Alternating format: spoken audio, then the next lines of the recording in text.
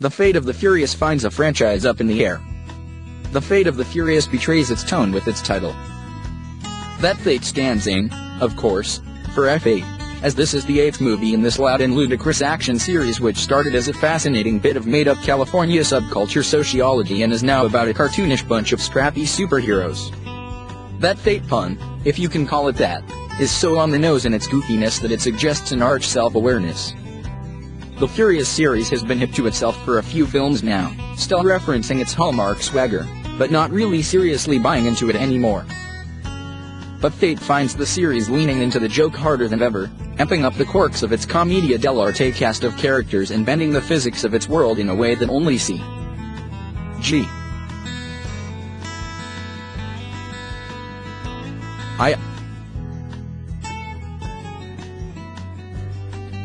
can accommodate. It is fun, but it burns fuel quickly. Which, at 2 hours and 16 minutes, becomes a problem. The film opens with a bright, celebratory blare, a drag race and a rich-hued version of Havana, Cuba. We re-brought back to the energy and scale of the first Fast and the Furious film. The stakes are only as high as the potential loss of a car. But director F. Gary Gray can't even keep these first precious minutes entirely pure, before too long weary back in improbable CG.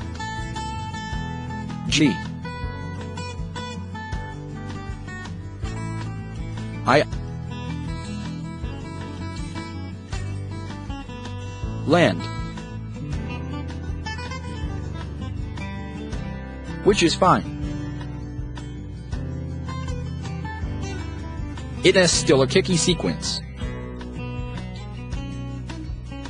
But it does make one yearn for the smaller, more terrestrial exploits of a younger Dom Toretto, Vin Diesel.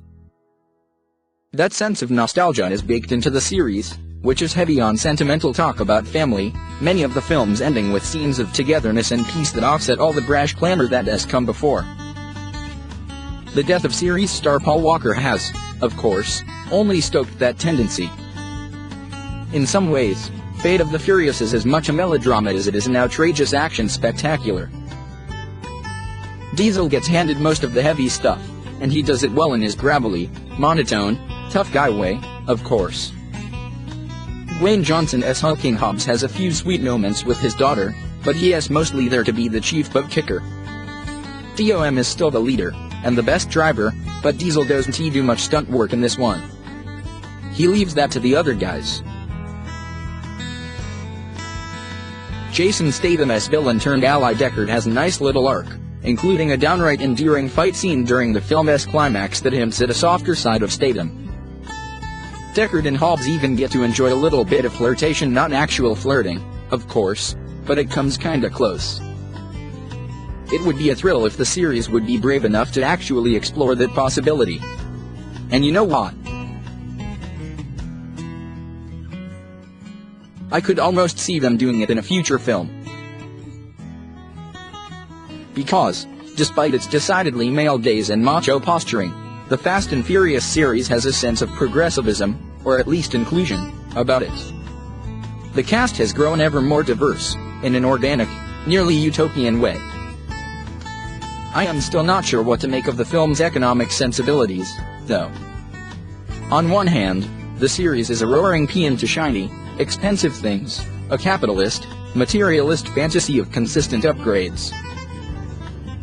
But on the other hand, the films champion an even and noble a kind of middle-class value system, one centered on simple pleasures and, always, family. Overanalyzing these movies is a gag that has been done to death. But the films have, over the years, created their own distinct moral and political ideology, contradictory as it can be. The films are vocally, deeply suspicious of government and authority, while also deifying super-secret agents. The characters have gotten more violent as the series has worn on, shooting machine guns and killing lots of people. But there is a way to that violence.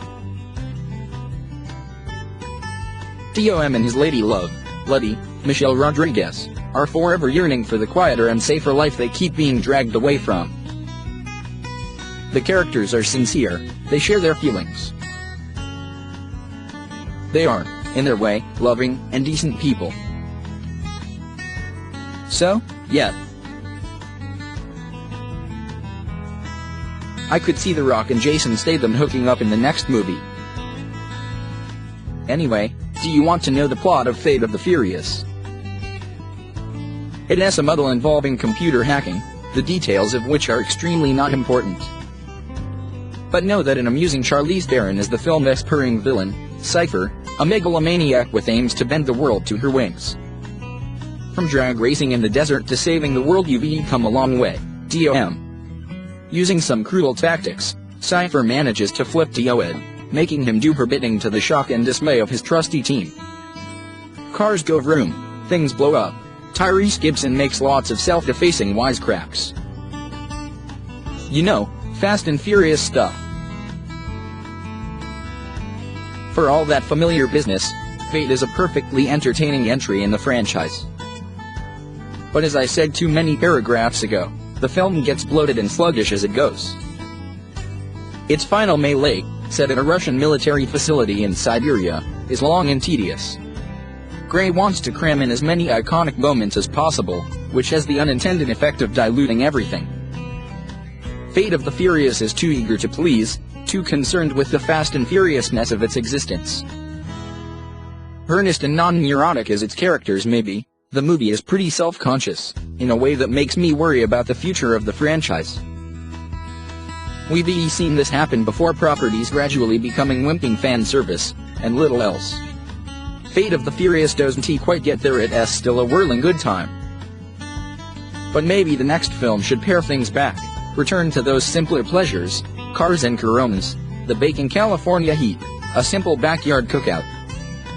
If nothing else, it would be the perfect setting for two foes turned friends to share a first kiss.